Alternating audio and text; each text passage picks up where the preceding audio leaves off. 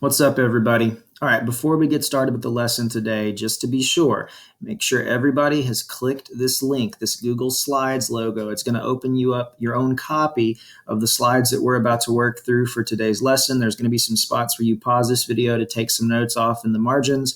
Those notes are going to help you with the assignment that you start today. Okay, so if you haven't done so already, open this up and have your copy of these slides ready to go. Right, and obviously this link here took you to this video, or otherwise you wouldn't be listening to me. All right, so let's get into today's lesson. The Good Samaritan illusion. So I've been to the Mountaintop speech, MLK makes an allusion to the Good Samaritan, the story from the Bible that some of you might be familiar with. Some of you, this might be the first time that you're ever hearing of it. But as you'll see, as we break down the passages in which Martin Luther King Jr. Brings up the Good Samaritan illusion and tries to kind of compare his situation and the situation that his followers find themselves in the civil rights movement to that of, the situation that of the Good Samaritan, and what type of person should they be? What type of person should we all strive to be? He makes those connections in this speech. So, the Good Samaritan illusion in the Mountaintop speech. Follow along if you will, and I'll tell you when to pause and take your notes. So, in paragraph 4, this is where he first brings up the allusion to the Good Samaritan story. So I'm going to read this. Read along with me if you will. It says, "Now you know we use our imagination a great deal to try to determine why the priest and the Levite didn't stop. At times," and he's referring to not stopping to help the man in need on the side of the road, by the way.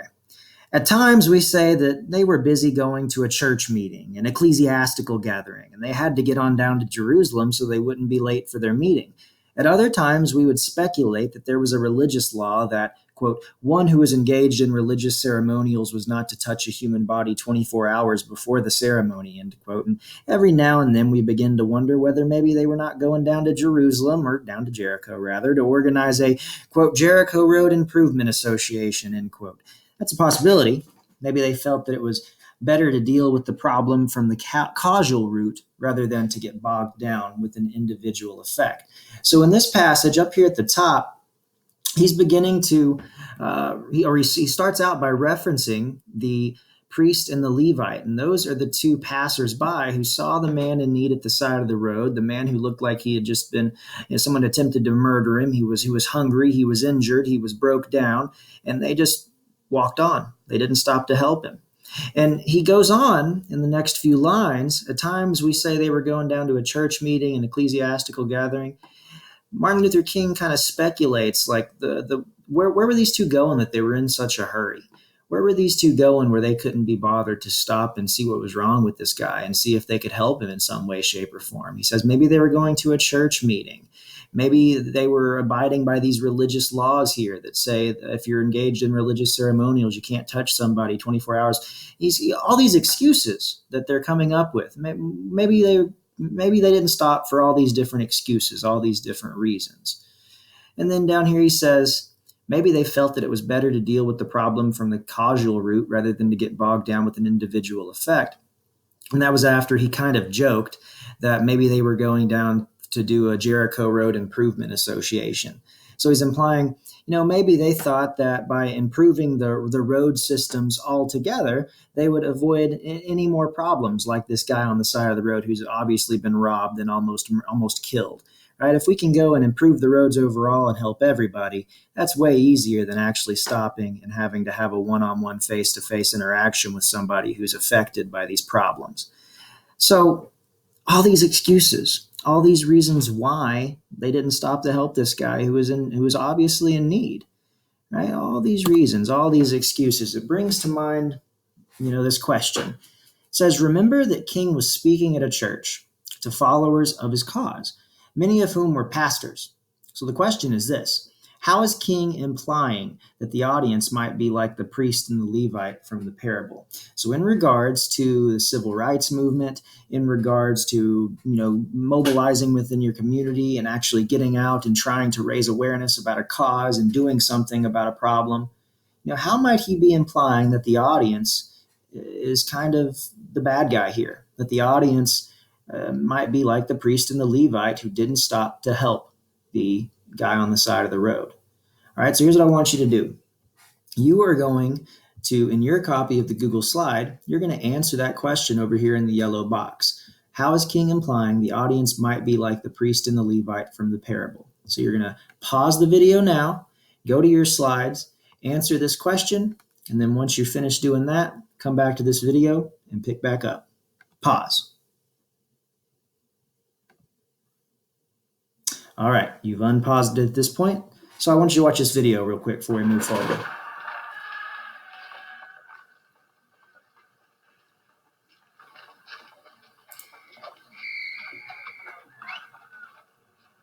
This is what's known as Bloody Sunday. This was the first attempted march across the Selma Bridge, and the march was stopped, as you can see, by state police, and it got very, very ugly and violent and brutal for no real reason. This happened in 1965, all right? Martin Luther King Jr. is giving his Mountaintop speech in 1968. So 3 years after this happens, this is national news, is when he's giving the speech that we're working with today. Keep that in mind. This is 3 years before the speech.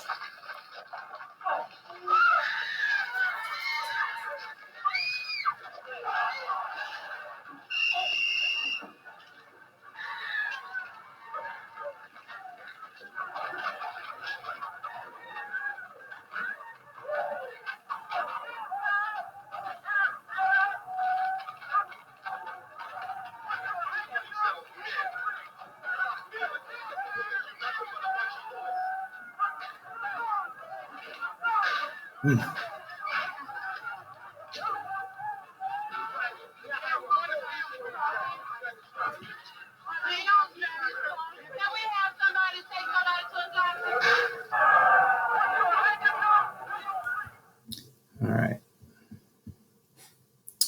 So it's pretty tough to watch, right? It's pretty tough to watch. So with that in mind, let's check out the next question here. So the next slide, the next paragraph of the speech, he goes on to say, but I'm going to tell you what my imagination tells me. It's possible that those men were afraid, and those men he's referring to are the priest and the Levite, the people that did not stop to help the man on the side of the road. He says maybe they were afraid. You see, the Jericho road is a dangerous road. I remember when Miss King and I were first in Jerusalem, we rented a car and drove from Jerusalem down to Jericho. And as soon as we got on that road, I said to my wife, I can see why Jesus used this as a setting for his parable. It's a winding, meandering road. It's really conducive for ambushing. You start out in Jerusalem, which is about 1,200 miles, or rather 1,200 feet above sea level. And by the time you get down to Jericho, 15 or 20 minutes later, you're about 200 or 2,200 feet above sea level, or below sea level. I'm sorry. That's a dangerous road. The road is a dangerous road. We're getting that point across, right? So in the days of Jesus, it came to be known as the Bloody Pass. That's pretty intimidating. And it's possible that the priest and the Levite looked over that man on the ground and wondered if the robbers were still around. Or it's possible that they felt the man on the ground was merely faking it. And he was acting like he'd been robbed and hurt in order to seize them over there, lure them there for quick and easy seizure. And so the first question that the priest asked, the first question the Levite asked was, if I stop to help this man, what will happen to me?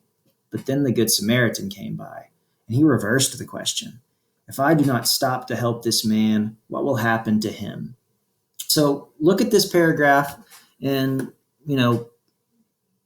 about 3 chunks.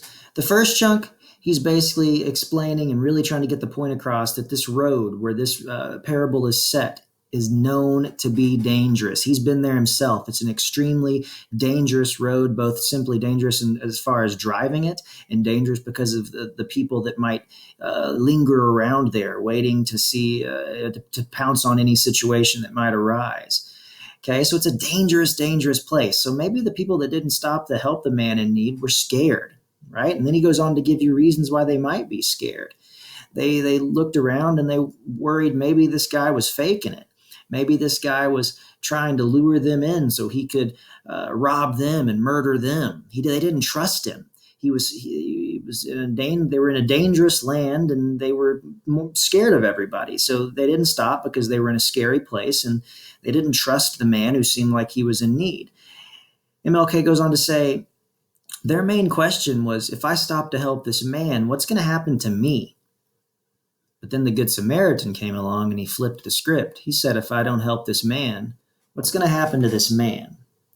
So here's what question that brings to mind. If King is implying, which he is, that the audience could be like the priest and the Levite, what fears do the audience members seem to have? Think about the question the Levite asked. If I stop to help this man, what will happen to me? How does this apply to the audience? So thinking about the video that we just watched, that first attempted March of Selma, that happened in 65. This speech is 3 years later. So, that's still somewhat fresh on people's minds, on people's memories. They see that in the news. It kind of makes it obvious what they were worried about, right? So he's saying that the people in that church, his followers, are being like the priest and the Levite. They're not willing to stop and help. They're not willing to, worry more about others than they are about themselves. But why?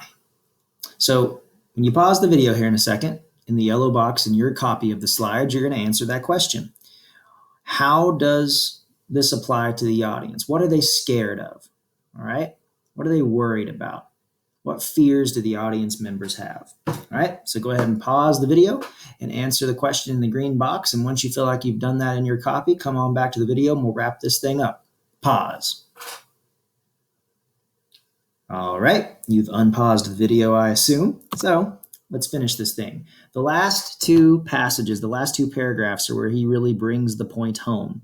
He goes to say, that's the question before you tonight. The you there being the audience that he's speaking to. Not, if I stop to help the sanitation workers, what'll happen to my job? Not, if I stop to help the sanitation workers, what'll happen to all the hours that I usually spend in my office every day and every week as a pastor? The question is not, if I stop to help this man in need, what'll happen to me? The question is, if I do not stop to help the sanitation workers, what will happen to them? That's the question. Let us rise up tonight with a greater readiness. Let us stand with a greater determination, and let us move on in these powerful days, these days of challenge, to make America what it ought to be. We have an opportunity to make America a better nation, and I want to thank God once more for allowing me to be here with you.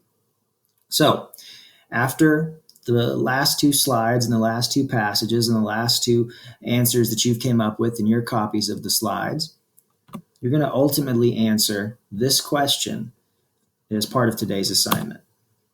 What point is King trying to make with this allusion? So he uses the allusion of the Good Samaritan. And essentially the question's asking, how does that allusion relate to the situation? What lesson is he trying to get across to his congregation, to his followers by using that allusion? Who should they try to emulate? Who should they try to mimic? Who should they try to be like from that story, and why? And why? And if you wanted, you could even think back to last week's attendance question, the quote that's my favorite of all time, where he says, all life is interrelated. We are tied in a web of mutuality, right? Essentially, I can't be what you can be until you are what you ought to be. That whole quote. Maybe you can look at that. It all kind of applies to the same idea here. So you're going to be answering that question, that question in today's assignment. Not sure why I repeated that. For more information on what today's assignment is exactly, go ahead and go to the next slide. I'll see you when I see you. And I guess that's going to be here in like a second when you click to the next slide. So click to that next slide now. Bye.